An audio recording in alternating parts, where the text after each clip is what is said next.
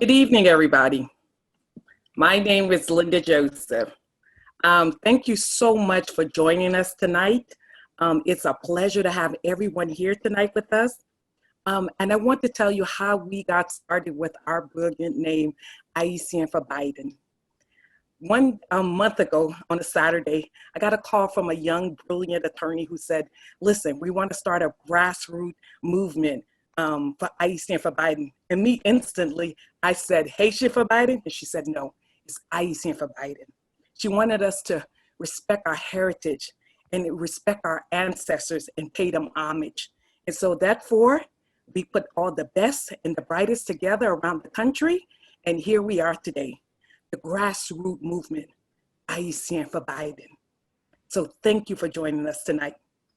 And you ask, who am I? I am Linda Joseph. I hail from the great state of Florida, the battleground state, where the war will be won on our turf in Florida. I am everything that's embodied Little Haiti. I was born and raised in Little Haiti.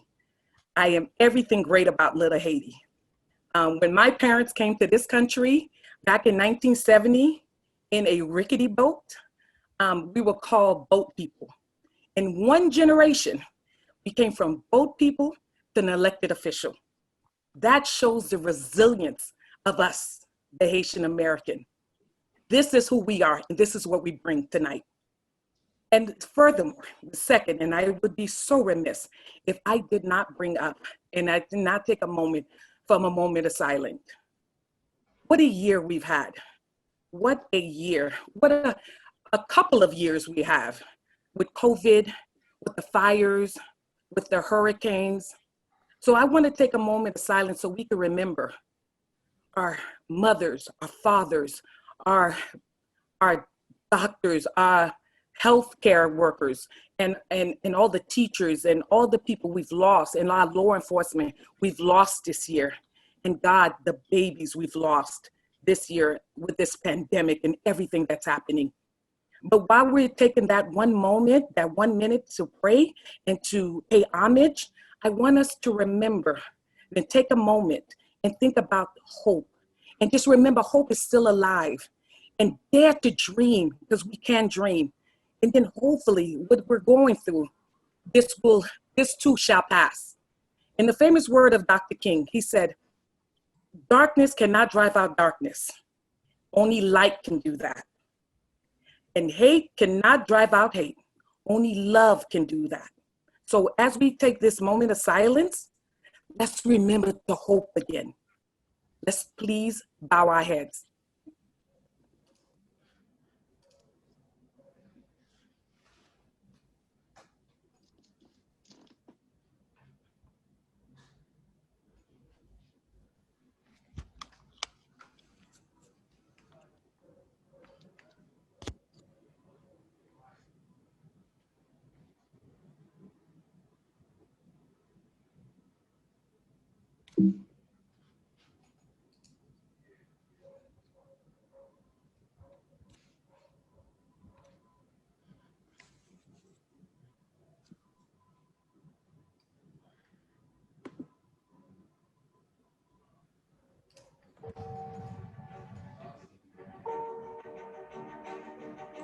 Là, il était besoin de vote, non?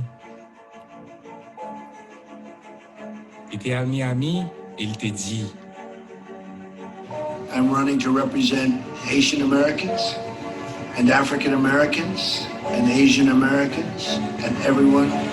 I really want to be your greatest champion, and I will be your champion, whether you vote for me. Mais là, il arrivait dans la Maison Blanche là. Non seulement le pas occupé, non. Il y a les pays côté nous sorti. Ak pays côté race ak ancêtres nous yo sorti. Why are we having all these people from shithole countries come here, referring to African countries? Et vous mettez abcès sous clou. Kounia dans mi-temps corona. La déporté haïtien qui testé positif pour corona.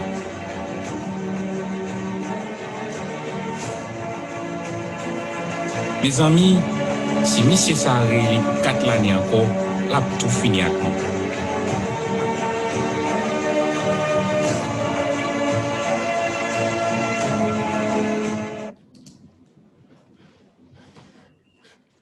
Wow. What a video is all that I can say. Promises unfulfilled, lies after lies, a champion of whom, I may ask. I am Cassandra Arnold, a proud member of Ayisyen Pou Biden, born out of Port-au-Prince, Haiti, hailing from the great state of Florida, specifically Miami, that is. As you know, there is too much at stake in this election, and we must do our part. There's no question of it. And it starts with organizing our communities to elect leaders who will make it happen. Tonight, we have the great opportunity and great privilege of hearing from our Haitian American elected officials, the brightest and the best throughout the United States, because it is important that they speak on the issues that matter, of how we need to prepare the policies that concern our people. Because as you know, our vote matters, but most importantly, your vote matters. With that said, I have the great privilege of introducing our moderator for the night, Councilman Dr. Alex Dezume, known as the People's Councilman. He believes that most of the critical aspects of public service is giving back to the community. As an advocate, educator, small business, and public servant, he was first elected into office in 2009 and a citywide election, making history as the first Black city clerk of the city of North Miami, as the youngest and the first Haitian American elected city clerk in the United States. In 2015, Councilman Dezume was elected to the North Miami City Council representing District 4. During his first year, he passed a significant piece of legislation, which was a citywide program to improve the lives of seniors 55 plus. That following year, he became the youngest councilman to become vice mayor for the city, the great city, I must add, which I'm a resident of, for North Miami. He continues to do so much in our community while serving in so many different capacities. Most recently, 2020, he passed and approved the Citizens Investigative Board, which provides independent and impartial citizens oversight of the North Miami Police Department. The list of accolades, awards, and honors for Dr. Dezume can go on, as his years of service speaks to his heart, his passion, and his commitment to our people. I am proud to introduce not only my friend, but your friend, a fighter and champion for the people, Vice Mayor Dr. Alex Dezume. Oh my God, you know, I am so honored to be here, not only among friends, I'm looking at my colleagues, but first and foremost, bonsoir tout le monde. It's indeed a pleasure for me to be here to moderate this exciting event. As we know, we have a historic year from what Linda has said. And of course, I am from the great state of Florida, which we know this year, the 29 electoral vote will be put Joe Biden and Kamala Harris in the White House. It's indeed a pleasure for me to be here tonight as I introduce a couple of my colleagues. But before I go on, I want to say this. I am so proud of Ayisyen Pou Biden. This is a group, a grassroots effort that have started, just like Linda said, from one conversation, and it has ignited the country into a movement. And I am excited to be part of that. And I am Alex Dezume. I am also the chairman of the Haitian American elected official, which is a group encompassed of all the Haitian American elected official elected in the United States. And we are a group of over 70 and strong, counting current office holders from state attorney all the way down to school board members. So everything within between. And now it is a pleasure for me to introduce you to this wonderful panel. We have some experts, but we also have some of my colleagues. I see the North Miami is being represented. The state of Florida is looking good because I see my rep, my #1 rep in the state of Florida, Ms. Dottie Joseph, who is here with us tonight. We also gonna hear from the Honorable from New York. He is a champion of the people. Anytime I go down to New York, I gotta make sure he knows I'm coming in town, because I know Clyde Vanell got it, look real good looking down in New York. And we have some experts who's gonna break it down to us, who's gonna talk to us, the impact that COVID has had into our community. And we know the disparity is so huge. So we have Ayisyen Joseph, who's gonna talk to us about this recent TPS decision, which we all are impacted. I know, I can't wait to hear, but also Dr. Marcel Benoit, who's gonna talk to us about this COVID and the impact it has specifically in the Haitian community. And I have the honor of working with one of the campaign representative, Ms. Tamar Harrigan by right, you know, an amazing community leader in our community here in South Florida and DC. So she will give us some update from the Biden campaign. And I know Dr. Mona Lisa, I know you're here. She is moderate. She's gonna help me moderate because she's keeping track of what's happening in the chat room, of what's going on. So if you have questions, in the end, we're gonna keep this very concise and we're gonna go. So at first, we're gonna go ahead and do introduction in the order of which I have announced, starting with Rep. Dottie Joseph, who's gonna have 1 minute of introduction. And please go on into the subject matter and questions. Please make sure you put your phone, your camera, your iPad, your computer on mute, and let the speaker speak. And if you have questions, please just put it in the chat box. Dr. Mona Lisa is monitoring what's going on there, and we're gonna keep it popping, like Dottie said, and we're gonna keep things going. Representative Joseph, my colleagues, how are you doing? Et bonsoir. Ma forme, grâce à Dieu. I am here in the house. For those who don't know me, I am Dottie Joseph, proudly representing Florida House District 108. For my people, c'est Dottie Joseph. And I'm just excited about the Biden-Harris ticket. Like, we have an awesome opportunity. I'm supposed to introduce myself. So you know who I am, born in Haiti, raised in Miami. And I'm just a fighter for equality and justice for all. So that's my intro. You want me to jump into? Yes, go ahead and go ahead. I know we want to, I know, well, there's a couple of topics I know that we're going to talk about. The role of legislators and elected official, especially. I know we've been working as the National Haitian American Elected Official together with our national membership to make sure that we are out there, those members who are on the front line, and also, you know, to talk about the many different things that, go ahead, you can take it, you have the floor. Sure. So the role of a legislator in this process, so there are different levels of legislature. So there's a state level and then there's a federal level. I serve at the state level. There's not a whole lot we do with immigration unless it intersects with state law. Separate from that, there's at the federal level. Right now, I don't believe we have any Haitian American representation in Congress, but we do have lots of champions for us who serve in Congress. So it's up to Congress to do things like create a path to citizenship, to create comprehensive immigration reform. There was some momentum for that in the past, I want to say the past couple of decades under all administrations, but they haven't gotten it done. So right now we are in a situation with the case that you're going to hear about a little bit later that the Supreme Court just issued, where TPS is effectively being ended. And this is, for those who don't know, TPS is temporary protected status. And it's a status that's granted to people from various countries based on a series of criteria. And that's something that is in legislation. So the role of the legislator would be to modify some of those laws at the congressional level, those statutes that apply for immigration, but also to expand what can qualify for TPS, what doesn't qualify for TPS, and criteria so that you can either implement it or not. Right now, what you have is that the administration of the person who claimed to want to be a champion for our people, who clearly is not, because actions speak louder than words, has shown us that he does not care about people from certain countries as it relates to immigration. And I'm not going to get into some of the comments that he's made. You saw a little bit of that in the introductory video. But the role of folks like us, beyond just legislators, like everybody, is to advocate and communicate with your legislators, wherever you may be, whether your legislator is Haitian or not, to talk about how important this issue is for you, so that we can protect not only our TPS recipients, but our DACA recipients and our dreamers as well.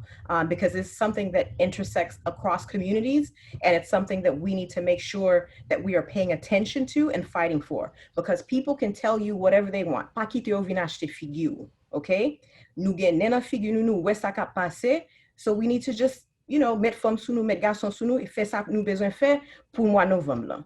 And it's important that you mention that, because I do want you to talk about a little bit the immigration policies that have affected in the past 4 years, and how those policies, you need explain to people, the folks who are watching us, who are listening to us, how important it is that they understand these immigration policies, and why this person who's the occupant of 1600 Pennsylvania Avenue, well, Black Lives Matter Street right now, let's call it what it is, that person, how that policy, when we talk about immigration, how that, all these stuff that his administration have done, how that policy, we cannot afford to have that in the next 4 years.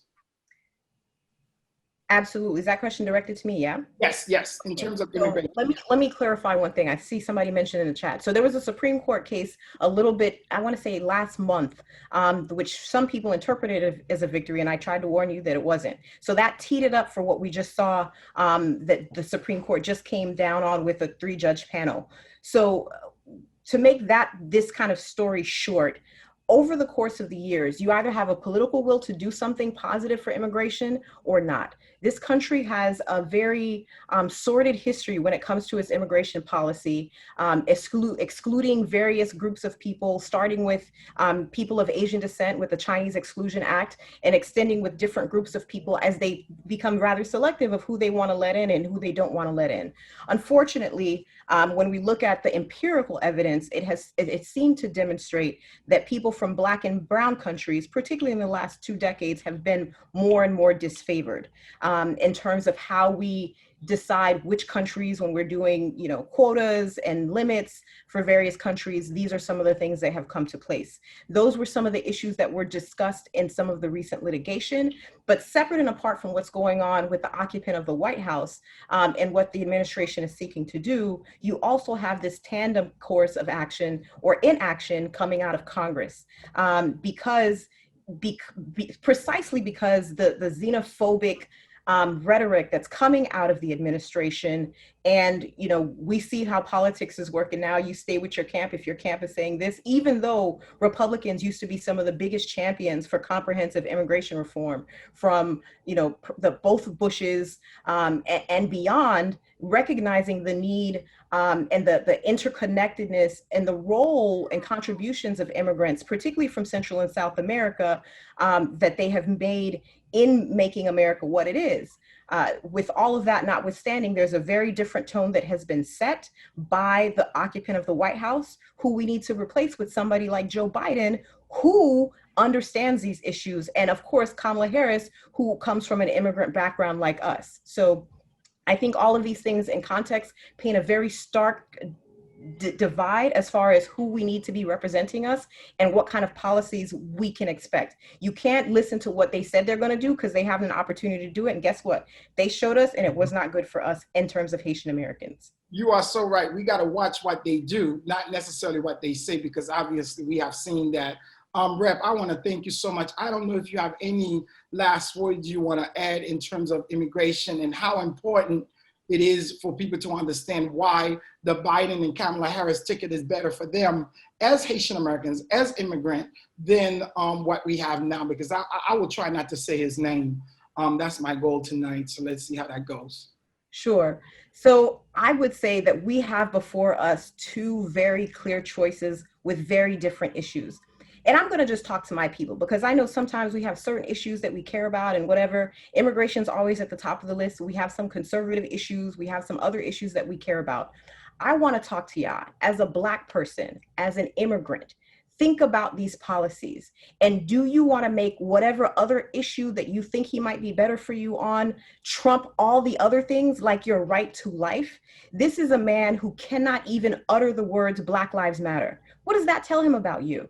What does that mean? So it's not, when we say Black Lives Matter, it has nothing to do with all lives don't matter. Of course, all lives matter, but guess what? Until Black Lives Matter, all lives don't matter, because that statement is not true. So if this person is unable to grasp that basic concept, that tells you something. And if they're steady trying to take away your ability to get naturalized and take away your TPS status, which was never been something that's been challenged over the course of decades, like, ouvriez nous, c'est celle som ka di nou, parce que il montre nous qui est nié. Exactly. And like Maya Angelou said, when somebody shows you who they are the first time, believe them. Man, I want to thank you so much as time is moving forward, and I want to bring on my colleague who's part of the Haitian American elected official representing the 33rd District of New York, Assemblyman from the great state of New York. He is a good Democrat. He was, I don't know if he still is, the chair of the Science and Technology, which is a very powerful committee in New York. So it is indeed an honor representing all of the great little sectors where Haitians are, from Queens, Cambridge Heights. You know the district better than I do. Representative Vanel, what's going on? Sac passe. First of all, sac passe. Alex, thank you for having me. I'm really excited to be here. My name is Clyde Vanel. I'm the New York State Assembly member for the 33rd Assembly District, hailing from Queens, where many of the Ayisyens are in my district. I was born in Queens, but my mom c'est moun Kafu, papam c'est moun Okai. So, you know. That's probably all you can say in Creole. Like my Creole, right? Long live Lou, but you know, but I try. I try. Well, and you know, and Alex, you know what happens is I get put on the spot whenever I go to my mother's church or I go to Haitian, our churches. I get put on the spot and I have to do everything in Creole. So but, I know your heart is the right place, because I remember I ran into you in Haiti. We were at the Marriott and you were there doing what needs to be done. So I know Haiti, that when it comes to different policies, Haiti's right there. I know you're going to talk to us about not only this lousy, this economy, while it's doing good. When I say lousy, for the top 2% of the people, where the rest of us are part of the 98%, you're also going to talk to us about, this job. When they talk about this economy, we know what Obama had left and what this man inherited and what happened to it. And then we also want you to talk about the importance of education and how all that ties in terms of the folks out there, that they need to understand that by the time that they leave this session, that it's crystal clear the difference between Joe Biden ticket and this man and whoever that he got running with him. So the Biden and Harris ticket, they need to know why, what's the importance of it, and why we need to be Ayisyen Pou Biden, and why that is important. So talk to us about this myth about this economy, why it's not working for us, part of the 98% in these jobs. What are your thing as a state legislator? What do you see in terms of the job, the economy, and education? So first of all, I have to say that, this organization, Ayisyen Pou Biden, is a very powerful one and very timely. And someone put in the chat that they see Florida folks, but hey, I'm from New York. So we actually have a coalition of Ayisyens from across the country. We've actually, as the Honorable Councilman Dezume mentioned, we've been meeting with the national Haitian elected officials to talk about and to organize what we're doing. As a matter of fact, even if now people say that New York is a blue state and it's not a battleground, but we're still making sure that we help in the battleground. What are we doing? And I'll just talk about what we're doing for this campaign. If you look on my social media page, and I'll put it in the chat, we have organized, for example, my office has organized a virtual phone bank to call people in the swing states to make sure they get out to vote. And we have that going on. We have that every Wednesday, but you can sign on to do virtual phone banks every day. But that's what, that's the nitty gritty about the campaign, about making sure we win this. how important is this? There is no time ever where the differences are as stark as they are now. This is a time where, if you look at one major embarrassing, unfortunate statistic that everybody running for president knows, that they knew the statistic that in 20 years, Blacks, African Americans, and people of color in America are going to be worth less than zero. We know that, but people of color, generally speaking, have much less wealth than their white counterparts. What does that mean for the Ayisyen? We also know that coronavirus, we're in a very peculiar time in the world. We're in a very peculiar time in this country with the effects of coronavirus, with the effects of the entire economies closing. What does that mean for Haitian businesses? What does that mean? What did that mean for Haitian workers? What did that mean for entrepreneurs? We also know that there are programs that have been out there where funds like PPP was going out, where there were certain kinds of loans going out. What did that mean for the Haitian community? We have to make sure that we come out better on the other side of COVID than worse. There are going to be communities left to its own devices, left to this administration. We're going to be, if we don't do anything about what's going on, we're going to be left much further behind than when we started. That includes in education. We have a schism when it comes to education where in communities of people of color, our kids weren't being educated, didn't have the proper resources that other communities had. In a COVID world where you must have distance learning, we find that there are kids, people of color, majority places, that didn't even have the proper hardware or didn't have the proper connection to the internet. The digital divide would be a gaping hole even much wider. We have to make sure that we close that gap. Economics, what does that mean for economics? That means that our small businesses must be able to, we have to make sure that we get the information out to the small businesses. That means that people like Alex Desulme, people like Dottie Joseph, the elected officials have to make sure we work hard that our community, our businesses know about these programs. Our churches know about these programs. For example, in my community, in my district, I made sure our Haitian businesses, our Haitian entrepreneurs, our Haitian churches knew about the economic disaster loans, knew about the PPP, knew about what other programs are about. Also, there are opportunities, even given that COVID is happening and that there are less jobs now, there are new jobs that come up. Are we getting these new jobs and these newer opportunities? And do we make sure that our communities know about this? We have to make sure that we are ahead of the game when it comes to economics. A major piece to wealth building is we must have a robust program for Ayisyens for home ownership. Home ownership is the entrance and the entree into the middle class. We have to make sure in Florida, in New York, in Boston, and wherever we are, that we are able to continue to purchase your home. That's a very important thing. We can't forget that. We can't lose sight of that. You are so right, because we got to, I got to interject something in here. Not only when you talk about the economic impact of us, but a lot of these people, when they hear this man on the TV or wherever saying this economy is good for us, how many of us are in the stock market? It's good for the people in the stock market. We got people now who can't pay that rent.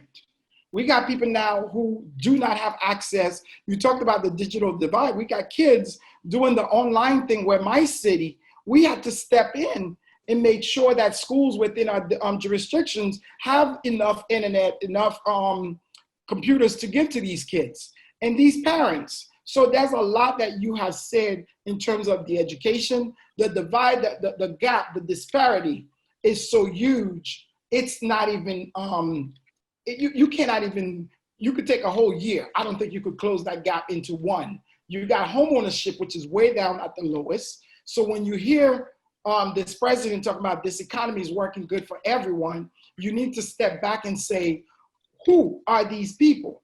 Because when you go to Main Street, the people that you and I represent, see, I don't represent the rich people. They may be doing well because their 401ks, their return may have been 12% this year. Now I'm lucky if I get 8%, and that's real good, and I don't even have that much in there. So it's very, very important that they understand what that means and why they need to make sure that not only they are voting for their own interests, but they are aligning, because I tell people all the time, the reason why I am a Democrat. And they'll ask me all the time why, and I have to break it down to them. It's not that I'm saying the Democratic Party, everything they do, I agree with, they 100% with me. However, when I put the two parties on the side, I am so close to them because all of my belief, what I stand for and the people that I represent, they represent that. And those are the interests of those folks that are the representation. Look, Alex, the bottom line is, look, Ayisyens are not asking for much. We want a fair shot. We want a fair opportunity. We want to be able to open up businesses. We want our kids to be educated. We want to be able to buy a house in a decent neighborhood. We want to be able to have decent health care. We want to be able to retire in decency. We want just opportunity. And what I find what our party does is we're better. We're not perfect. The Democrats are not perfect. But nobody's perfect. Right? But Alex, I can work with the Democrats. There you go. Right? I can figure out, I can work well. There's a seat at the table for us. And in this election, there's no clearer choice than between the two choices. You're right. I am so glad that you mentioned that, because you touch on not only the economic impact, the educational aspects, but this economy, how it's just one little bit when you think about that. And then we don't even want to talk about the foreign policies, the craziness that's happening on the other level. So I do want to say thank you to you if you want to wrap up. One last thing. I want to give the people I know Dr. Mona Lisa is monitoring the chat room, so I want to be able for you to stick around, because there's going to be a lot of questions that's going to come. So please go ahead and do a conclusion for us in terms of everything that you just talked about. So one last thing, just looking at this, Ayisyen for Biden is showing how we are maturing in politics. So it's not that we're just fighting and we're just automatically Democrat, or we're automatically going to vote for Democrats and fight for Democrats. We're going to make sure we hold our feet to the fire. We're going to make sure we have an agenda to push our community forward. And we're going to ask questions better questions than we've had in the past. And it's about having a dialogue and a relationship. That's why we're here. That's why we're fighting this. That's why we're fighting to change this new administration, so that we can help change the trajectory of where we're going in the future. Amen. And I want to say something before you go, because a lot of people talked about they don't know what the Haitian American elected officials are doing.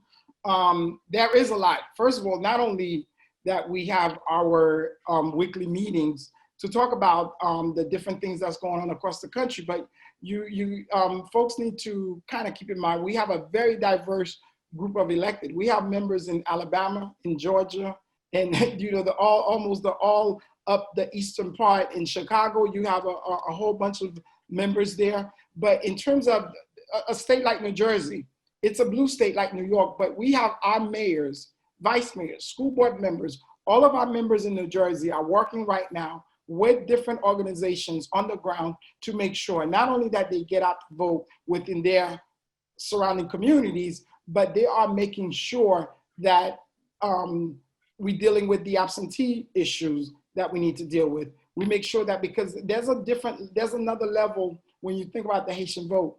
Not only we gotta think about reminding people to vote, but we gotta make sure that we educate folks in the level of voting. And I know with all the delegation members that you have in New York, you guys have a serious program going on And in fact, one of the members of Neon, who is your colleague, Bichette, she is the chair of the Democratic Party of Brooklyn. So is it Brooklyn, or which jurisdiction is she right now?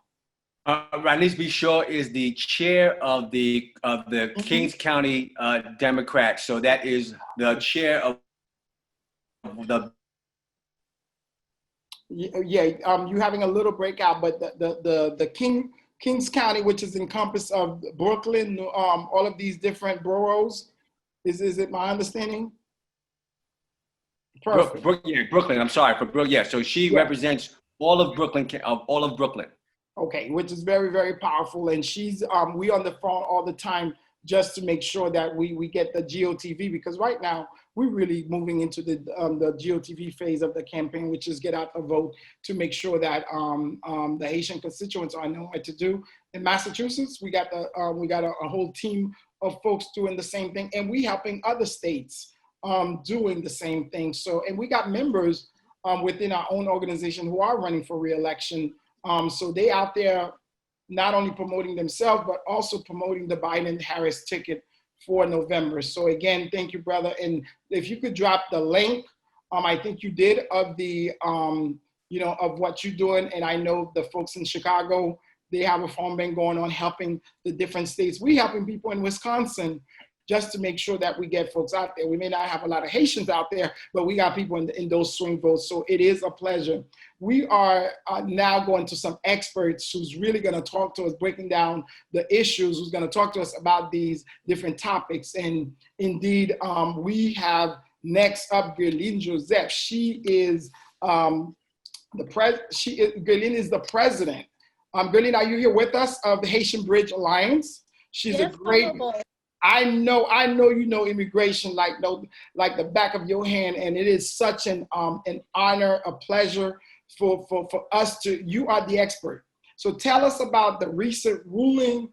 Break down this TPS thing for us, and kind of let folks know how serious it is and what's going on. You have the floor, madame.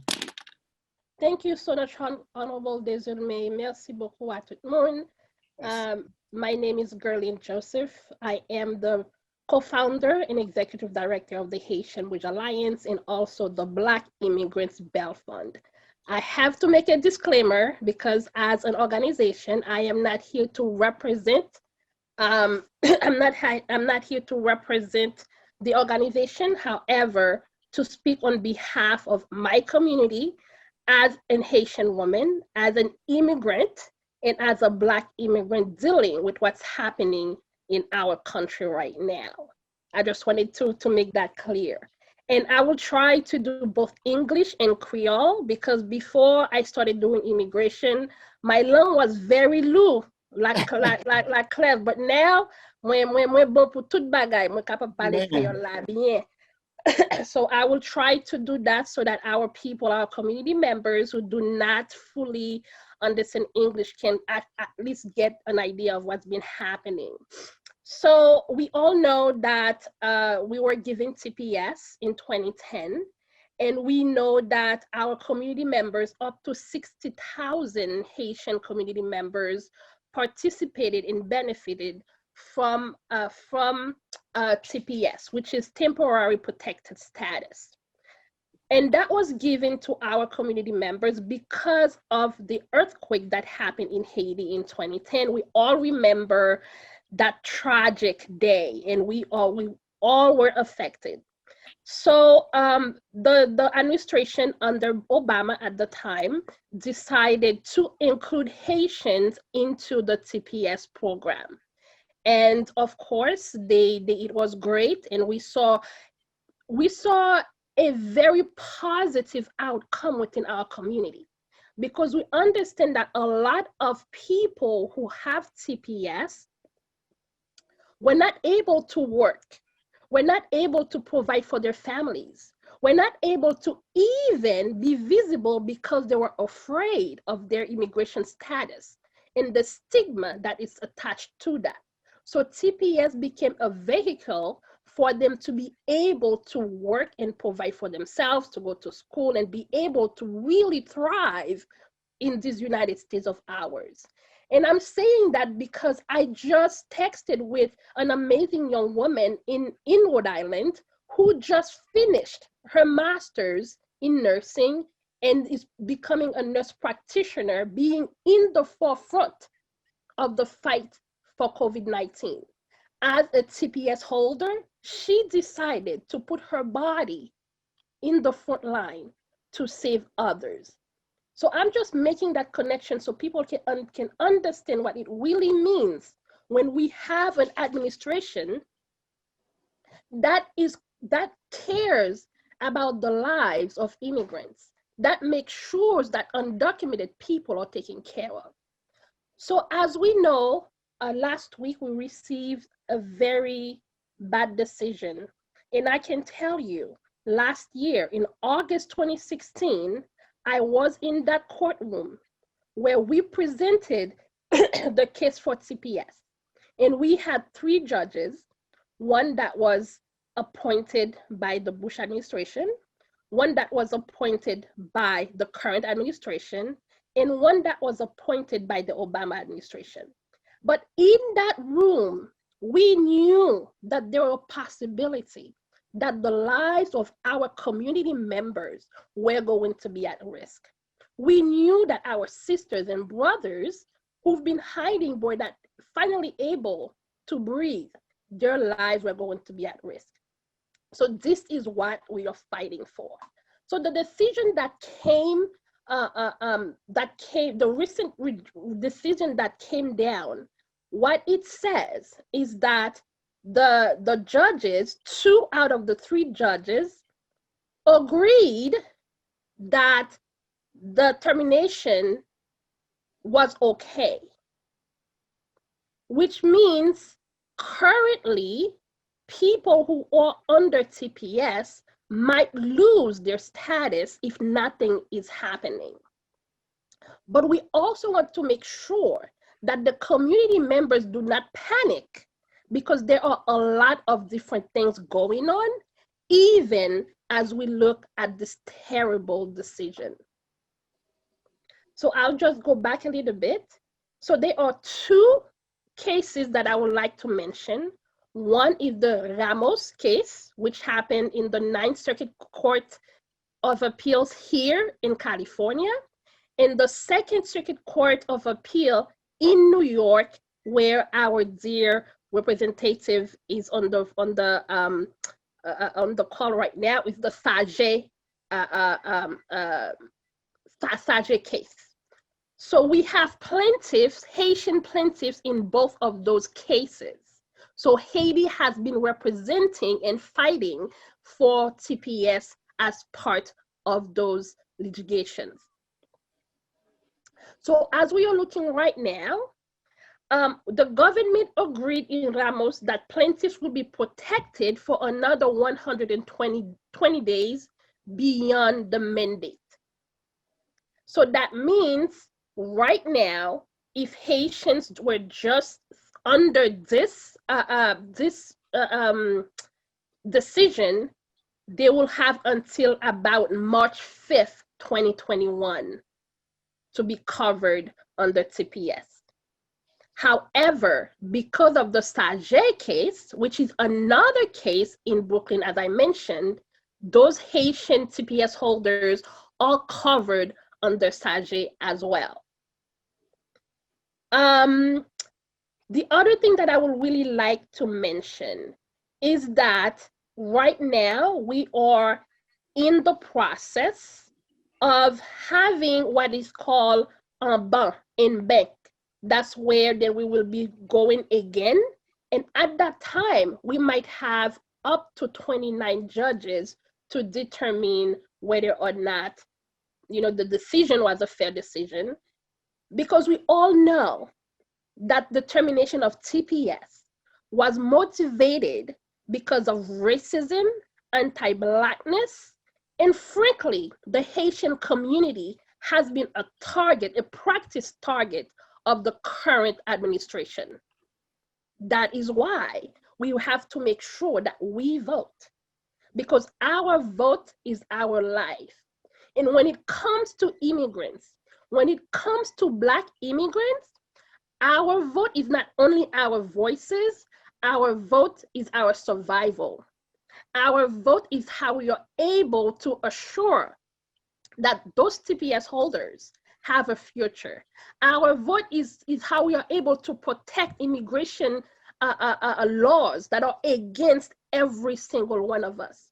Remember, immigration is an Haitian issue. Immigration is a Black issue. We have to make sure that we motivate our communities to not fall into the false pretenses that they will get something better, because the only way for us to move forward is to make sure that we change the administration. So I'm hoping that as we continue to move forward, we understand how critical it is that we continue to educate our community, making sure that the Haitian community do not panic because of the decision from TPS. We are on the front line, we are fighting, and we are not going to give up. So if you have TPS, we encourage that you reach out to an attorney. Please be very careful that you do not just go to a notario, a notaire that will tell you they can help you. Make sure you have proper information. Make sure you reach out to your elected officials that can direct you to, to good and honorable organizations to provide assistance for you. Reach out to me, reach out to us, reach out to Haitian for Biden. We are here for you. We are here with you. So with that, I'm going to pass the mic back to Honorable Desulme, and if people have questions, I'll be more than happy to answer. Oh my God, Madame Joseph, let me say this. I see why we got you here. That's why I get impressed with the panel, with the panelists and the subject matter, the thing that the Ayisyen Pou Biden team has put together in terms of what is vital. You have singly just break it down, the importance of why moun ki ta pense ke te gen doute nan tèt li. I don't think there should be any doubt after you done saying what you need to say in terms of immigration, TPS, and just like somebody was said, I want to tell people you are in California, so we trying to get people from all over the country, because it's only Daddy and I from Florida here, a lot of the organizers. But in terms of well, I'm not on the panel, so I'm just a moderator. But in terms of the people who are bringing the information, it was only Representative Joseph from Florida. And you, let me say this again, I'm just speechless, because you not only know your subject matter, but you really break it down, and folks who really do not understand the importance of why they need to vote. I think you have certainly washed that doubt out. But now again, we're gonna have yes, go ahead. One thing I want to mention as well when it comes to immigration is asylum seekers that are coming to the border. From 2015 to now, we have been able to assist over 30,000 Haitians that have come through the border. Understanding that right now, the current administration has stripped away every single mean for asylum seekers. And also, please understand that Haitians are being deported every single week. Yes. That every Tuesday, we have a flight with deportation of Haitians, including children under 1 year old. Oh my God. Plus, moins que un an, administration nou gen kounya, mette yo nan avion, ba yo manti et deporte yo. So the reality is, it's not just TPS, it's every aspect of immigration. Not being able to support your family, to voyer chercher famille en Haïti to be reunited with them is another key factor. We see how the administration continues to take away every single way that we can even survive in this country. I just wanted to add that for context. Oh my God, that was just touching. I don't think these people have a heart when you see what's going on, and we know what's happening not only in Haiti, it's all over it said, you are going to be around. Please stick around so we can have a lot of different questions for you towards the end. But now it's indeed an honor, another subject expert. When we talked about the impact of COVID and what COVID really has done in our community. A couple of weeks ago, Jackie Charles from the Miami Herald had a story in terms of the disproportionately how COVID-19 has impacted the Haitian community. And us as Haitian American elected official, we understand the pain. We understand what's been going on because folks are not working, and a lot of the jobs that they have is, were through tourism, hotel, the different industry that this has impacted. The kids not being able to go to school. So everything, and Dr. Benoit has been practicing medicine for the past 19 years, and he has a concentration in nephrologists, but a strong emphasis on diabetes, hypertension, diet, and other disease. And as you know, Dr. Benoit, we definitely need to talk because I see diet in here. As we see all of these different things that you are the right man for this segment, because all of these things, our community, I'm not even talking about the Haitian community, but us as minority, as Black, we know COVID-19 impacted folks with diabetes, with hypertension, moun ki fait tension, ki fait sucre, tout bagay sa nou gen moun nan communauté a. So it's indeed an honor and a pleasure to welcome you na Ayisyen Pou Biden. Please, you have the floor, sir. Thank you very much for inviting me to be part of this great organization for Ayisyen Pou Biden. I'm going to try to be as persuasive as possible for the listeners, give you the scientific reason and the medical reason why that we should try to get Biden and Kamala Harris in the White House. But before I start, let me say this: the basic concept of a president is to preserve life and to respect life and to promote life. And life is probably the most important gift that we have. And as you can see that throughout his administration, Black lives don't matter. And Haitian lives even worse. Now, to give you a good understanding of the gravity of this pandemic, COVID is real. As he said, it's not a hoax. All right, it's real because all of us know one family member, one friend who died from COVID. So it's real. And all of us have been touched by COVID. And as a physician, I was really touched by COVID because in March, April, when the pandemic was really heavy around in New York, I felt the pain of many patients. Now, in terms of, because I usually like to refer, because for people to understand, you gotta understand the statistic, what we at stakes here. The pandemic started with only 15 cases back in March, 15 cases, and now we are about to 6.6 million. And now we are close to 200,000 deaths. Now, and again, all of this is because of lack of leadership and also because of no concern for life. Now, when you look at the Haitian spectrum, and now we just talk about TPS, a good number of TPS recipients, they are Haitian as well. And 100,000 at least 100,000 at least 100,000 of recipient holders, they are They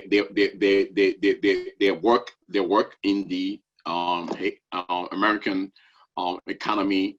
They hold different position. At least 16,000 of them, 11,000 of them work in the healthcare industry. At least about 76,000 of them work in the food industry. All these people, they are called as essential workers, meaning that those essential workers, they are the forefront.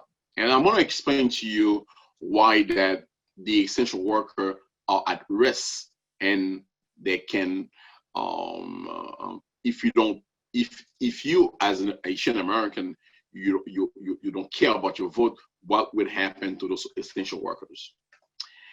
Now, again, to understand again the gravity of this of the pandemic, let's look at some numbers. When you look at the number of cases, Blacks are 2.6 times to be infected with COVID than whites and Hispanics. When you look at the rate of hospitalization, Black have a 4.7 times incidence to be hospitalized than Hispanics and whites.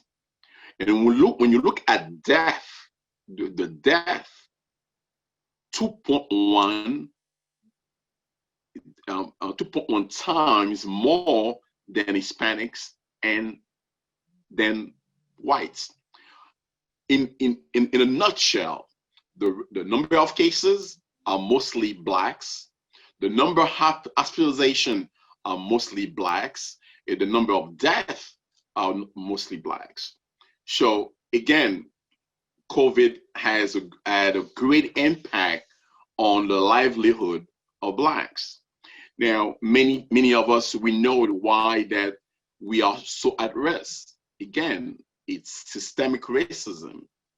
And also Blacks have a prevalence of certain diseases that are very common, namely diabetes, hypertension, coronary artery disease, and end-stage renal disease. All those diseases, they are namely inflammatory disease that put Blacks at risk for infection. And for the most part, most patients, if you go in an urban area, most patients who are on dialysis are Blacks. And if you on 10 patients who walk in the office, 9 out of 10 will be hypertensive. And that's the major predisposing risk for many Blacks to be afflicted by COVID. Also with the systemic racism. So having such risk factors and not having access to healthcare will make matter worse. As you can see, the current administration is trying to abolish Obamacare. So if you don't have healthcare, are you gonna deal with COVID? Again, that's the reason why we need to elect Biden and Kamala for make sure that healthcare is proper for our people. Now, also the affordability of medication is something is a big issue for many Asians, because I serve a great majority of Asians. Sometimes they cannot afford the medication. If you cannot afford the medication, then your disease cannot be controlled. For example, diabetes. The worse is the control of your diabetes, the more likelihood for you to be in trouble. The worse is your sugar, the worse is your state. You are at risk for all kinds of complications. So patient, as you can see, a lot of patients who die from COVID, a lot of them were diabetics. A lot of them, the sugar were poorly controlled. So again, it is it is that it's so important. This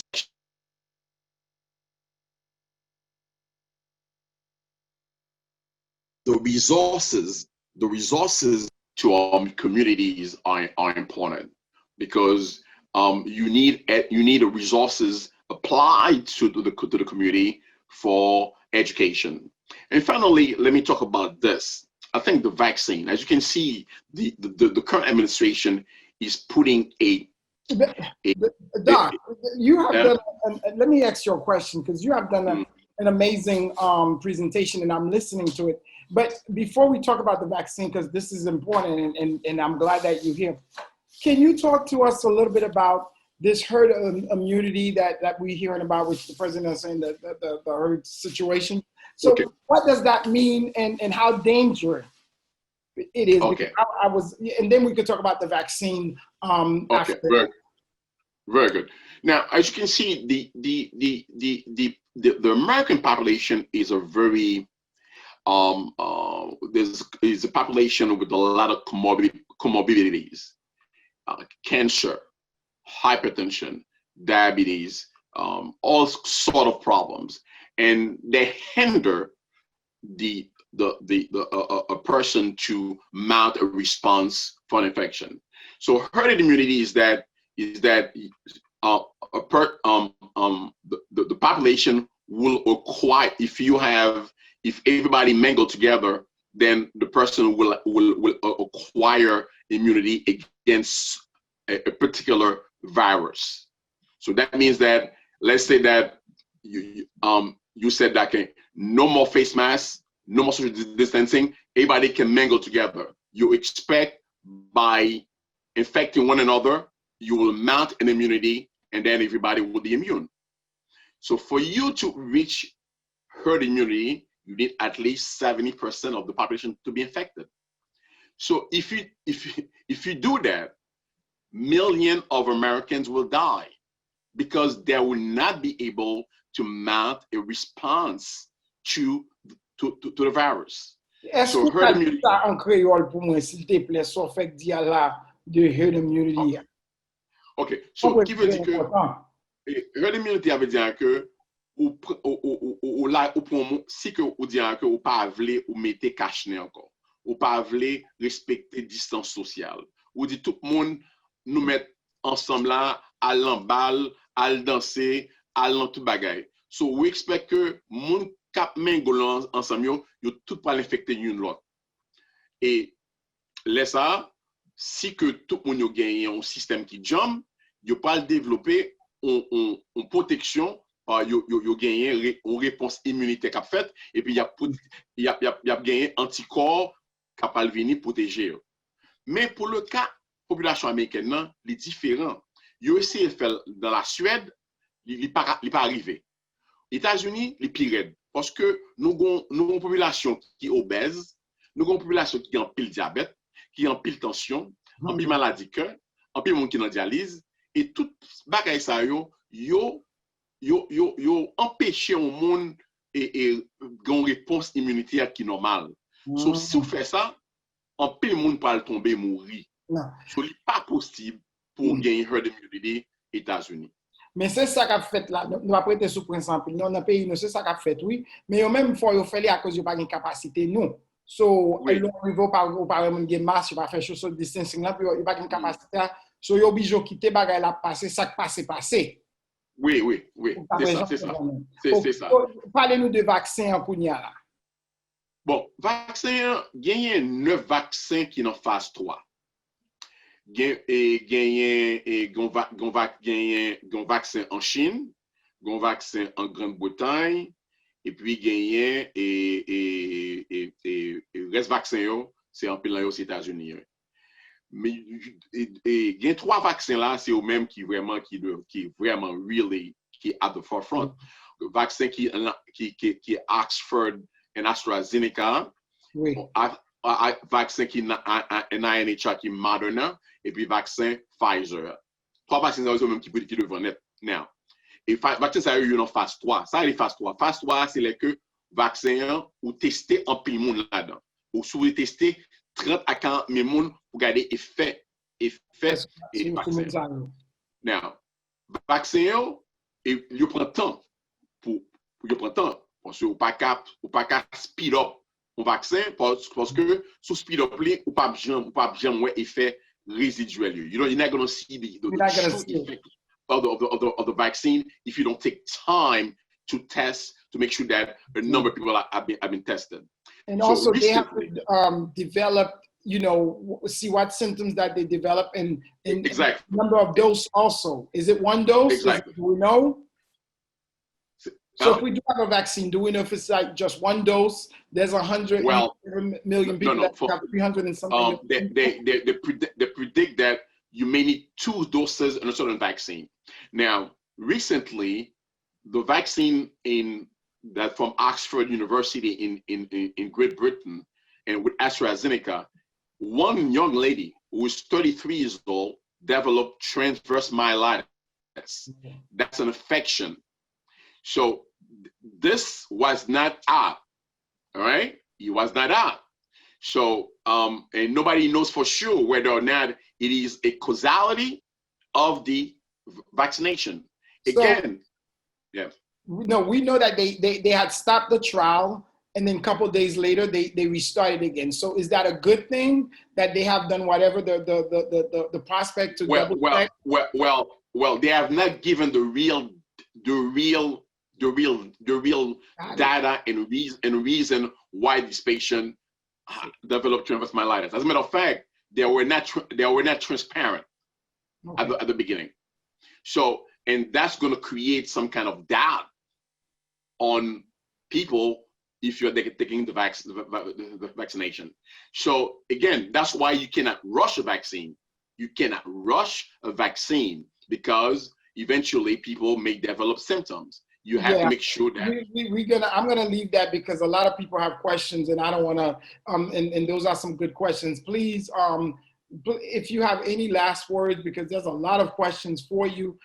It's like we probably have to do another session just on this segment on COVID and all of the different things that's going on out there. Well, all I can say that les Haïtiens pour voter connaît ou voter pour vivre. For connaît, because I think Haitians have to change their mentality. You have to vote where your interests are. You vote côté intérieur, même genre blanc met pas gen kob, mais li voter pour intérêt. And that's the way you should think about it. We have to vote for our own interests. Oh, thank you so much, Doc. And please stick around for some questions. Sure, no problem. Yes, indeed. It's an honor and a pleasure for me to introduce a friend, a colleague. She is Roy, when you talk about the DC round as well as the Florida all over, Tamar Harrigan, who's going to give us some update on the Biden campaign. Tamar, please, you have the floor. Thank you so much, Honorable Alex Desulme. How is everyone doing tonight? Let me know, put it in the chat, my name is Tamar Harrigan. I'm gonna take off my glasses because I see the reflection on the screen. So my name is Tamar Harrigan, and I've been working with the campaign. I've been working with Ayisyen Pou Biden and Sansim Fier. For the first time, I think, as long as I've been doing politics, I may look young, but I've been doing this quite some time. So for the first time, it feels like we're finally getting it and we're getting heard. And I vehemently disagree with the article saying that our community hasn't been touched and that our community feels disenfranchised. Not to borrow a term from the other side, but I do believe that that's fake news.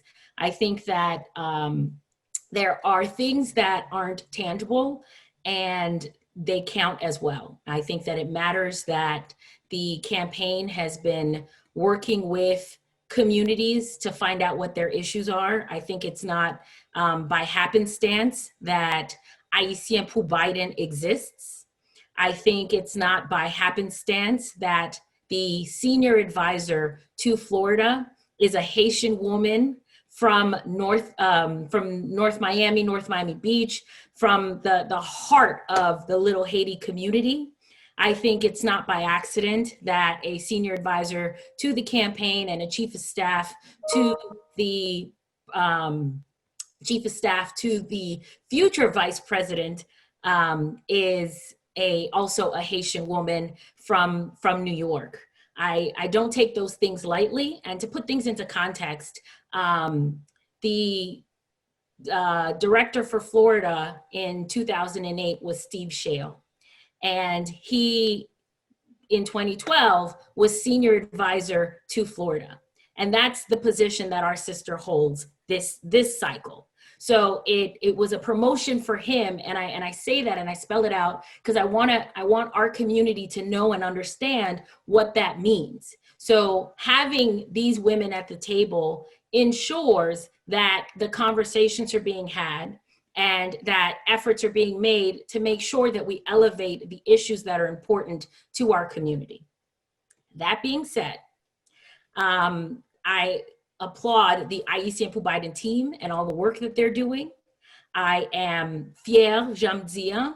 I saw an email, I received an email earlier today about other events that they have going on and the work that they're doing in the community to help debunk the myths that are being spread, the lies that are being spread, but also to help voters get energized and figure out where to vote, when to vote, how to register to vote. So the work is heavy and it's a lot. But in the email, I saw something. It said, it's a Haitian proverb. It says, "Mais en pile, chai palou." So if you're on Twitter, I want you to go to their Ayisyen Pou Biden feed and put chai palou in that tweet. So they just tweeted it out. We're going to be a little interactive here. So go to your Twitter feed, find the Ayisyen Pou Biden page. If you're not following it, go ahead and follow it and put chai palou on that tweet that just went out. And it's true, and they're right. There's a lot of work to be done. There is a lot of work to be done, and the campaign can't do it alone. The campaign can't get to your church. You have to get to your church and bring the message, right? So they're going to do the best that they can. And this year, under the coronavirus and the pandemic, has changed the way that retail politics is done, changes the way that campaigns are done. So it's even more so this election than any other election that we all must do the work. We all must be calling, texting, reaching out to our friends, our family, our church members, finding out what they are doing, finding out, are they registered? Depends on where you are in the country. Deadlines are coming up. Finding out who's going to take them to vote if they want to go in person, finding out how to order their absentee ballots or how to vote early. All of that information is available through the campaign. They're putting things out in, almost hourly, information being updated in different languages. But you guys have to help, not just the Ayisyen Pou Biden team, but those of you that are listening here, those of you that are participating, we all have to do the work. The other quote that I saw that I was really excited about in their email was, "Pi bonheur c'est grand matin," right? So in order to vote in this pandemic, with all the tricks that are being played, with unprecedented voter suppression, with the undermining of our postal service, the earlier that we vote, the better it is. And I was super excited because that was coupled with a third tweet that says, "Sak no vantou celui qui parle." And all of these proverbs, and I think that the Haitian language is so beautiful and so vibrant and truly explains the essence of things that sometimes I can't find the words in English to explain with the same essence that you can with a good Haitian proverb. So we want to get those votes in early. So whether it's by vote by mail or early voting. If you order it by mail, you can still drop it off at Supervisor of Elections office. You can, there will be drop-off boxes. The information is out there, and it's incumbent upon us to make sure that we are spreading the truth to combat the lies. So I know that they're going to give you their pages. You went and you followed the page, and you went and you put Shai Palu under that tweet. So I want you to share these tweets with your contacts. I want you to follow these pages, and then I'm going to ask you to get involved. There are phone banks. The campaign is working on Haitian language specific phone banks. Get involved, contact Ayisyen Pou Biden, contact the campaign, contact me if you need, so that we can get you looped in. Everyone has to do their part. Everyone tells you that this election, you have to vote for your interests. You have to vote like your lives depend on it. We have seen the disaster that has taken place over the last 3 years, 9 months, and however many days down to the hours. We have seen that. The only way that we can combat that is to fight back in the voting booth. To do that, we have to make sure that we not only get our own vote counted, that we make sure that Timami's votes counted, that the Tigamuna Leglislan's votes counted. Any and everybody who can vote, they need to vote. You have to help them. You, yes, you. I want you to say, I hear you in the chat. You, I'm talking to you. All of you that's listening right now, you have to help them. I'm going to stop right there. I know that you guys have a Q&A, and there were a lot of great questions, but the campaign needs your help. There's a lot of misinformation. There's a lot of voter suppression. There are a lot of lies. There's a lot going on that you have to combat in normal times. And then on top of it, we're dealing with a pandemic. So, yes, that's the energy that I want y'all to bring. So I'm going to turn it back over. Thank you for having me. And I'm going to ask you to join me and join us that are doing this work to make sure that we get the information out to the people that are in your contacts. Follow Ayisyen Pou Biden. Follow it on Instagram. I think it's on Facebook. I know it's on Twitter. Join the movement, not just talking. Join the movement. Make phone calls. Send text messages. Join the movement. Thank you. Oh my God, I think we all heard you, and we heard you loud and clear. Dr. Mona Lisa, are you ready? I know you've been keeping up with what's going on in the chat. So how are you? I am great, Doc. I'm great. I'm wonderful. You are doing such a wonderful job. You know what? I was afraid of coming on board to mess up your flow because you're doing so great. No. It's your time now. Well, thank you for having me. Thank you for having me. And I also want to take the time to echo the sentiments of Tamar Harrigan. Thank you, Tamar, for those wonderful words. I also want to send special thanks to my teammates. I call them teammates because there's no ranking in this work that we're doing. We're all volunteers. Thank you, everyone who took time out of their busy schedule to help us put this event together. Thank you to our New York politicians. Thank you, Gerline. You did a wonderful job. We really appreciate you all. At this time, I'd like to share some of the questions and concerns that came up on the chat. We'll start with the campaign. This actually, I may ask somebody from APB to answer this question. It says, how much traction is APB getting across the different states? Linda? Cassandra? Yeah, well, repeat it again, Dr. Mona Lisa, please. Yes, how much traction is APB getting across the states in the US? I must tell you, the partnership that we've developed around the country, especially with our New York brothers and sisters, has been absolutely amazing. I see why you guys are a strong blue state and you have very great Democrats there. But yeah, we welcome, we need every good Democrat, every good independent, even good Republicans who want to join the ticket. Yes. Do not necessarily need to be Haitian. You don't have to be an Ayisyen. We just need this movement to be going, and this is a grassroots organization. So please just jump on. We're on every social media platform. Just reach out to one of us, and we really can use all the help we can get.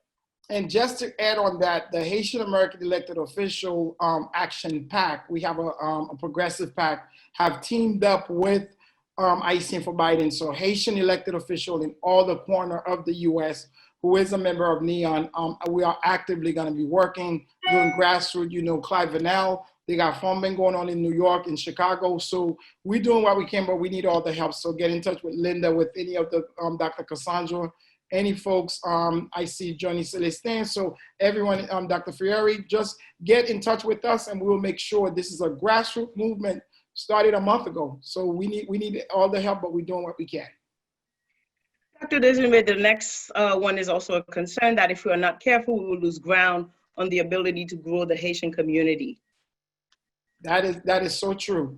And and the person who write that question, we need you as much as the elected official, as well as the grassroots organizer, to make sure, pas seulement nous garder ça n'a fait, j'en nous marché, but this is crucial. This is life or death. And I think that Dr. Benoit clearly stated, we have no time for any error, and we know people out there are throwing rocks and they are doing what they can. We are putting fires left and right here in Miami. And that's a strategy. In 2016, que President Feli, que sa Monsieur Celestin Demetel, they're going to be our greatest helper. Well, we see what our greatest champion could do. So it is up on all of us to make sure we stay in message, we stay focused. Même si bagay la pas bon, même genre nous dit Haïti, pas bon, mais c'est pas non lié. So we need to have that same mentality. Nous will pas bon, mais nous connaissons pas non lié. Absolutely. Thank you, Dr. Desiree. And our next concern and question is, how do we make sure that we are at the table rather than being on the menu, being part of the menu? Is that for me again? Well, I think we have a lot of elected officials who are at the front table. And we have the campaign. I think the Democratic Party have made some strides. I know they have Karen Jean-Pierre is not on the menu. She is at the table. She is the chief of staff to our incoming vice president. Nous avons Karine André qui senior advisor. Dans campagne nous gen l'autre gros bagay encore campagne là ap mette so nous connaît que son ti communauté nous yé faut nous ka di ça mais n'a vini mais nous font pile strive to get there. So pas seulement nous même élus nous gen grassroots là nous gen moun so ka bataille pour nous derrière pour nous monsieur Célestin tout gros moun sa yo peut-être nous besoin Dr. Benoit, nous besoin Guylaine, nous besoin tout moun sa yo et puis nous même élus nous make sure not only we not on the menu, we at the table, and we're going to force to make sure that we there in our representative. We are the voice for the voiceless, which is our community. I'd like to jump in here, actually, Mona, and say that this is civic engagement is how you are not on the table. By electing people that are going to do the things that they say they will do. By electing the people that are going to do to pass policies and regulations that are in your interest.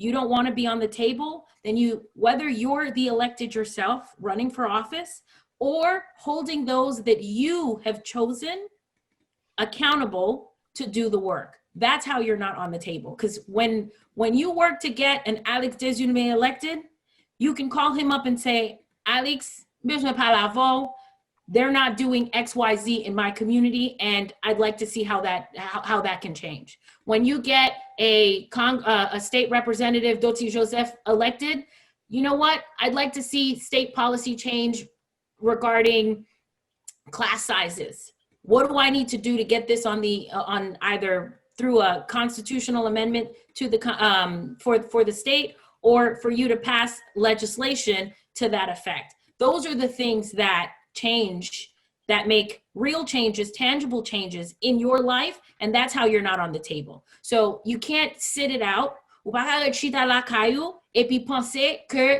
tout ça besoin ap descendre dans ciel nan vin joindre nous. Ou met voye priye yo monter, but that's not how it works. You have to do the work. You have to hold the people that you elect accountable. And when they're not doing what you need, you vote them out of office. But Amen. civic engagement is how you are not on the table. Thank you. And Mona Lisa, I just like to say one thing. That's the reason why we are all here, right? We are sitting here 2 hours into this because we all care. And what's important is that we organize. So in the past, we were just talking about voting, but now we're going beyond voting.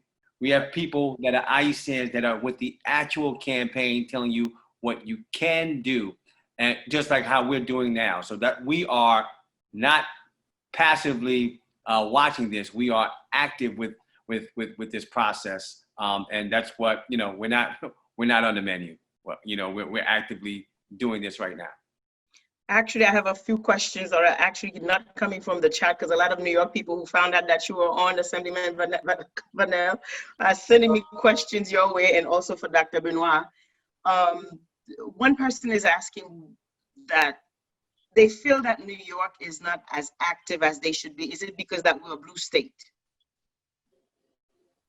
So now keep in mind that New York is very, as I said, if you look in the chat, you know, I put in the chat that this election is a different election than any time before, right? We're having an election during coronavirus. As a matter of fact, the president said that our candidate is in the basement. So this is a very active campaign. So if please reach out. There's a lot that's going on. Like I said, we have virtual phone banks that are going on. We have people that are representatives of the campaign.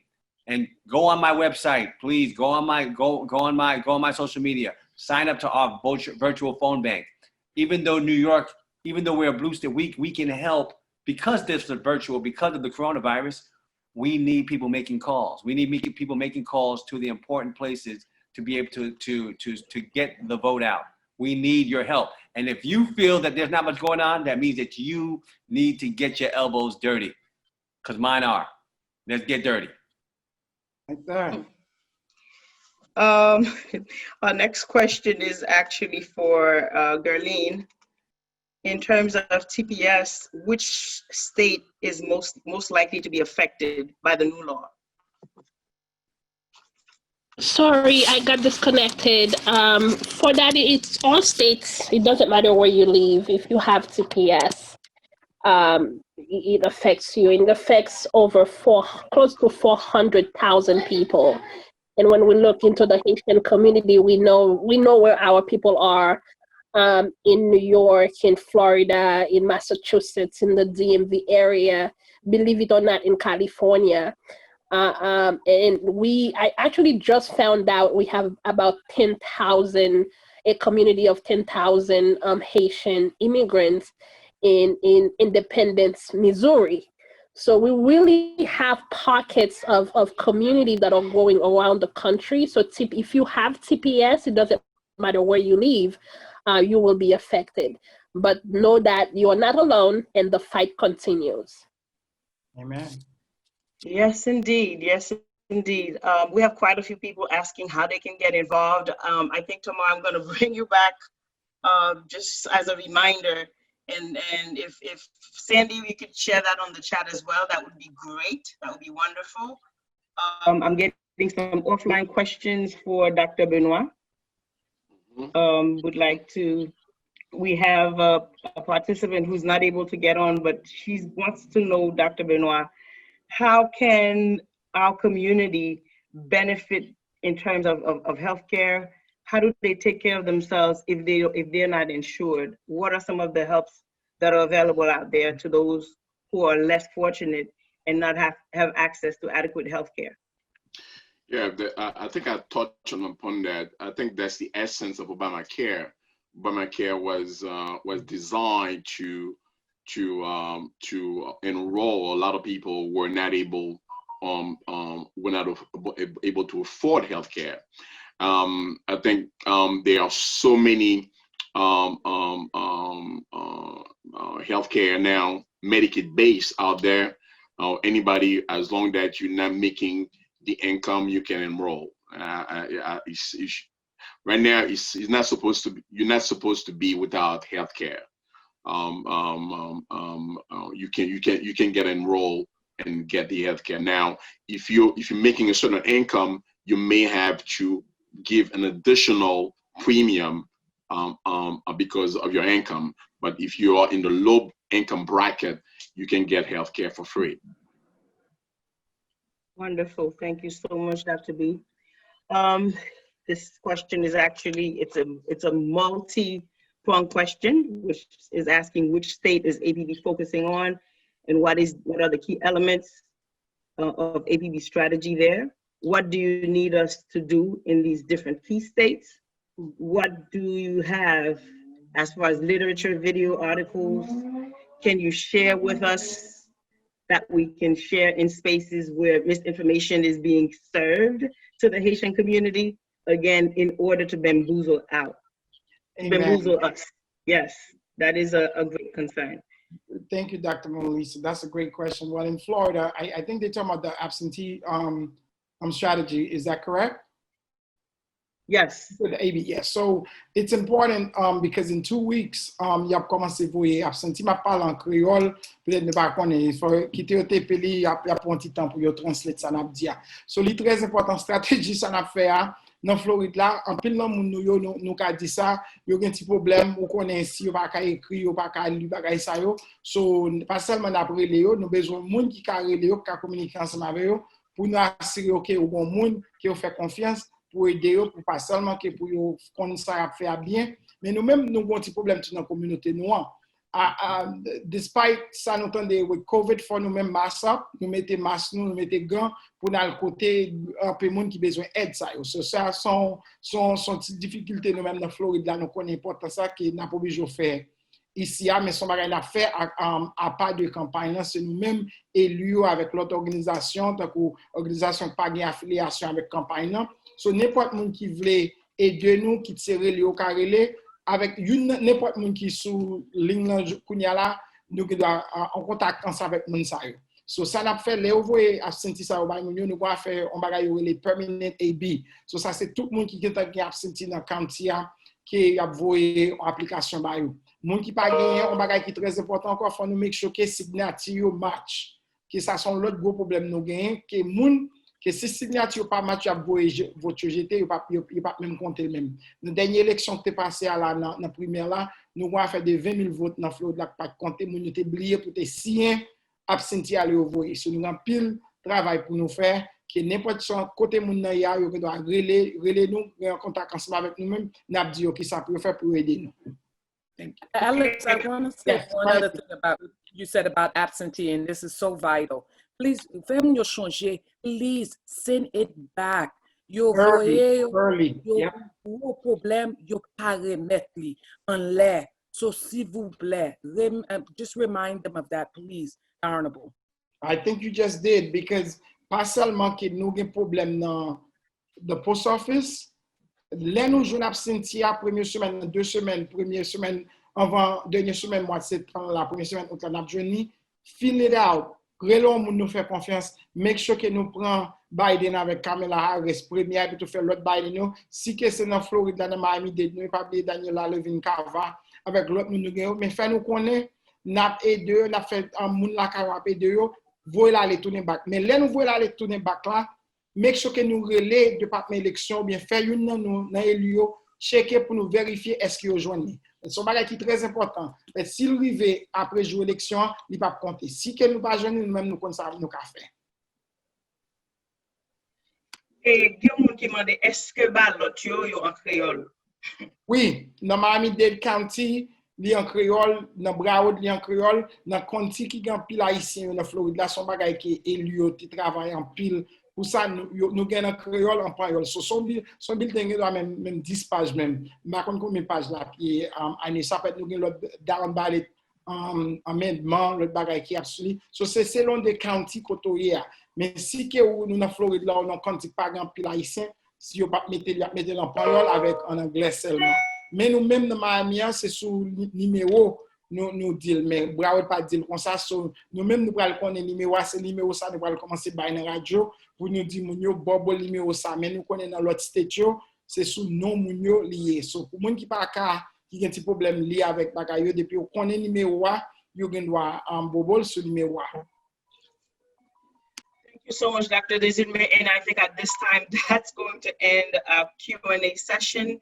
We have a couple more questions, which I promise you, trust me, the team and myself will make sure we target those questions. But because of our time constraints, we want to respect time.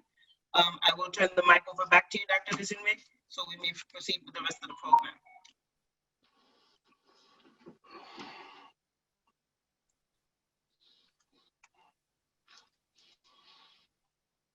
So Alex, Dr. Desirme is on mute. So we're going to help him out by moving to I am sorry. And this has really been an amazing event. And I know Cindy is ready to give us at least a call to action. And Cindy, you will introduce the rest of the panel. Again, guys, you got to vote early. We got to do this early. Early is the best. Vital et n'importe moun qui sou bagay sa, juste contacter yo, n'importe question nou gen. Continuez mettre bagay yo dans chat là avec Dr. Monalisa. Nous même n'a fait ça pour nous faire connaître monsieur Célestin, mon New York. N'a fait ça pour nous faire yo dit combit chay palou si gan pile la dani. Encore son plaisir pour me là ensemble avec tout élu yo haïtien américain dans les États-Unis. Merci un peu. Cindy, you have the floor, my dear. Go ahead. Merci beaucoup, Alex. Merci beaucoup que pour ça pour partager toute bonne information ça avec nous. Premier bagage besoin faire tout le monde changer. Moun qui sous ligne ça, the people who are with us tonight, you guys are the messengers. Ou là jodi a pour prendre information pour aller dire moun kap travaille dans taxi qui kap travaille soir qui pas avec nous, moun kap travaille dans hôtel là, moun kap travaille the night shift at the hospital. Moun qui pas là avec nous jodi a c'est travail aujourd'hui a tout sans combien moun qui souligne avec nous à soir pour nous bailler information yo. So nous voulons pour moun yo connaître que yo ka voter par poste. Voter par poste. Ça veut dire que y a recevoir enveloppe là dans poste là la caillou, y a fili y a prend temps yo écriture bien and then pour yo voyer là les bonheur. C'est jodi a. Si yo te ka joni jodi a, nous t'a content pour yo joni jodi a. But kou yo joni pour yo faire effort pour yo fill it out and then pour yo voyer là les. N'a demandé pour tout le monde follow nous social media, nous connaître que Tamara et toute l'équipe là déjà nous dit nous ça, mais comme nous pourrons le faire même après nous changer. Ayisyen Pou Biden, ou joindre nous sur Twitter, sur Facebook, sur Instagram. C'est pour sur tous les trois pour partager là avec tout contact pour partager dans social media parce que encore le fait que ou là ça veut dire que ou déjà connaît ou dans bataille là ou dans guerre. So kounya nous besoin pour aider nous joindre more Indians. You guys are the chiefs. Nous besoin plus monde dans bataille là. So assoir n'a demandé pour tout le monde aller sur toute page sociale, réseaux sociaux et pour yo poster dans Ayisyen Pou Biden. Si ou al dans chat là tout, ou après que moi poster en link cap banou training. You guys help me out. You know, the Creole is Lou, Creole la Lou. How do we say training? Capé de nous. Formation. Merci, Tamara, our resident Creole teacher. Capé de nous une formation pour nous aider dans la campagne. Ça veut dire, là, clique sur le link ça. Y'a, et nous, là, on joindre Creole là dans tout. On ka dit que, OK, y'a pas information, y'a pas formation pour ka relé moun la kayo. Pour ka voyer texte ba moun en créole en anglais, pour ka voyer email ba moun pour yo ka supporter mouvement. And of course, nous toujours pas jamblier pour ka bay campagne la comme tout parce que campagne a besoin comme pour faire travail là. Changer un pile d'information que n'a bay yo, nous voulons pour nous bay en anglais et pour nous bay en créole. Pour personne dans la communauté nous pas sentir qu'on yo pas ka participer. And then dernièrement, nous gen email nous c'est ayisyenpoubiden@gmail.com. N'importe question que vous gagnez ou concern que vous gagnez, conseil que vous besoin, ou ka email nous dans email ça Ayisyen Pou Biden et nous avons une réponse dans 24 heures de temps. Nous avons une réponse. Si vous avez besoin d'informations concours placard pour mettre la caille ou bagay pour distribuer moun, ou mettre email nous tout, dit nous qui ça vous besoin, qui n'a essayé de qui côté ou ka joindre bagay ça. So I want to thank everyone for logging on. Don't forget Ayisyen Pou Biden on Twitter, Facebook, and Instagram. Please link so that you can get the training, so that you can participate in canvassing, in text messaging in English and Creole. And then finally, ayisyenpoubiden@gmail.com for any information or anything you might have thought that we forgot about, or any complaints or points of improvement that you can have for us.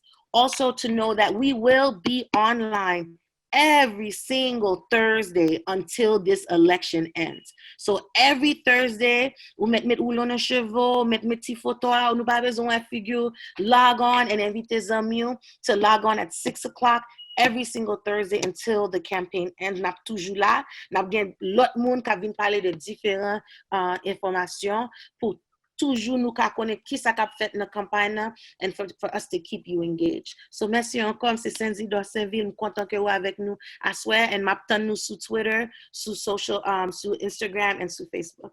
Bonne nuit, bonsoir. Ok, bonsoir tout le monde. Nom c'est Firmin Becker, c'est un membre dans Ayisyen Pou Biden. Très fier que je fais partie du groupe là.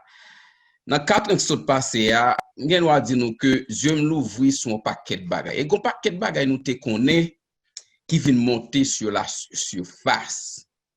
Frère Maxime, élection a des conséquences. Et un paquet de bagages qui passé, c'est à cause de conséquences élections qui étaient faites en 2016. TPS sont conséquences. Déportation sont conséquences.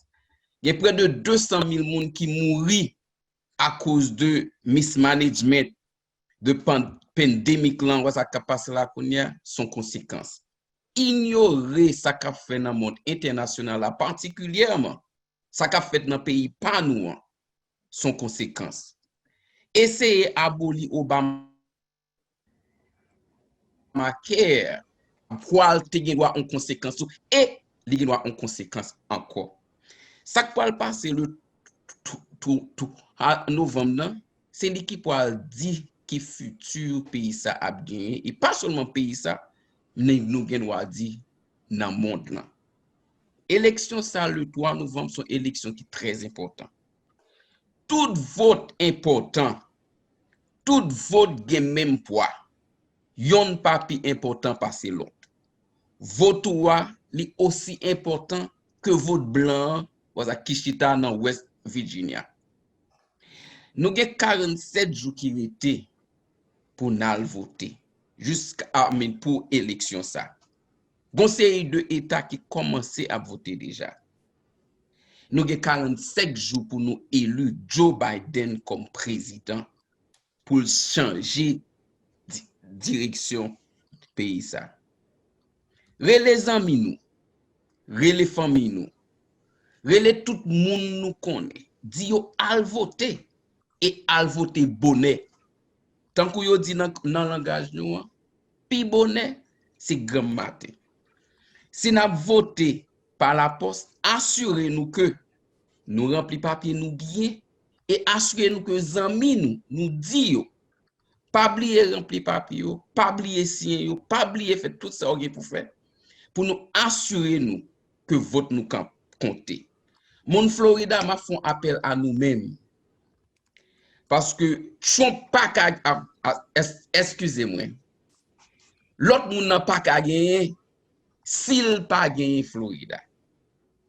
Comme si que c'est un coup à jouer en football, l'autre équipe là pas qu'à champion s'il pas bon un goal.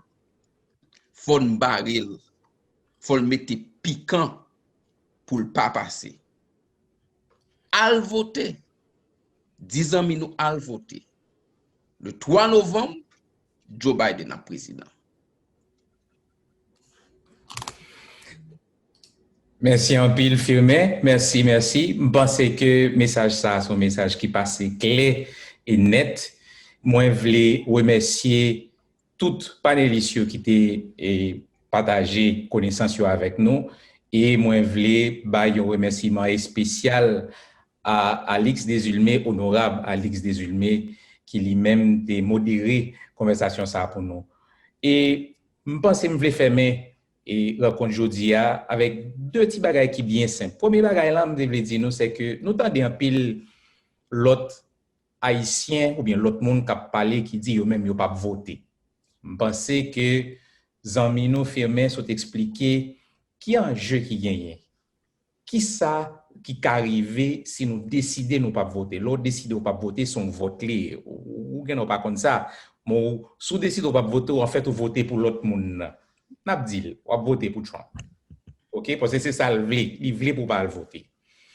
Nous t'attendais et quelques monde nous une vidéo qui était choqué en pile et puis moi on sème et alors sœur haïtien parce que c'est sème quand même si pour l'autre parti qui dit lui-même que il pas qu'à compter sur démocrate parce qu'il pas qu'à compter sur ça a été fait pour nous ça fait 20 années de ça c'est sous qui ça a fait pour nous aujourd'hui. Eh bien nous tendez aujourd'hui qui ça qui en jeu. OK santé nous en jeu. Nous c'est nous-mêmes qui subit plus dans les affaires corona. C'est nous-mêmes qui plus à l'hôpital, qui plus mourir parce que c'est nous-mêmes qui travaillons dans l'hôpital, dans l'hôtel, dans le restaurant. Nous tendons impact ça gagne par rapport à l'immigration. Monsieur a nommé non et il prend décision pour le voyer presque 200 000 Haïtiens tournés en Haïti et nous connaissons situation en Haïti. Nous connaissons problème éducation et économique là parce que Zanmi nous Clyde Vanel parlez-nous honorable Clyde Vanel parlez-nous de impact économique qui gagne mais tout impact qui gagne sur l'éducation parce que nous avons un contexte côté que timoun yo pas de laptop, yo pas de connexion internet, parents peut-être pas comme qui gens pour aider et mais nous avons une situation côté faut que pour aller l'école la caille. Donc c'est communauté nous qui frappe plus. Mais deuxième point que je voulais faire pour me finir quel que soit ça mon a parlé a dit c'est question économique. Yo te dit que coronavirus là démarré en janvier, 20 janvier officiellement. Jodi nous en septembre, 17 septembre, 18 septembre. Ça veut dire il y a pratiquement 241 jours depuis nous nan coronavirus. L'État américain t'est passé un bill côté que t'est passé une loi côté que t'est baillé 350 milliards de dollars pour aider tout le monde qui a besoin. M'a quitto avec un seul bagaille. Gen une seule compagnie pour compte li qui relé Ashford Hospitality. Yo joine 30 millions de dollars. Gon l'autre compagnie qui relé Chris Steakhouse. Li même li joine 20 millions de dollars. Gon l'autre qui relé Fiesta Restaurant Group. C'est eux même qui gen Tropical Restaurant nous connait en Floride là. Li joine 15 millions. Bon la kay nou New York gon l'autre compagnie qui relé a burger chain Shake Shack. Li joine 10 millions. Mais ça li tellement honte. Là où tout le monde tande joine 10 millions, li dit la pour remettre li. 241 jours depuis que nous avons corona.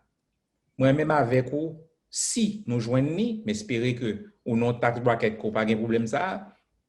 Mais puis faut nous pas là-dedans, ou joindre $1,200. Seul ça m'ta dou pour un petit crayon. Prends $1,200 ça diviser par 241 jours depuis que corona est officiel. Ou même ou joindre $4.97. Demain la piviti toujours. Donc nous connaissons qui sa réponse là est. Pas quitter monde passer sous nous, pas quitter monde ba nous menti, nous connaissons qui ça qui en jeu, nous connaissons qui parti qui pour nous, que c'est pour Haïti, que c'est pour nous-mêmes qui ici. Donc moi dis nous un gros merci que nous t'ai participé. Nous là, n'a fait travail là, c'est nous partager avec nous toute information, on fait message ramassé, on fait tout le monde connaît qui ça en jeu et on a le voté. Non, toute équipe là, Ayisyen Pou Biden, moi dis nous merci et bonne soirée.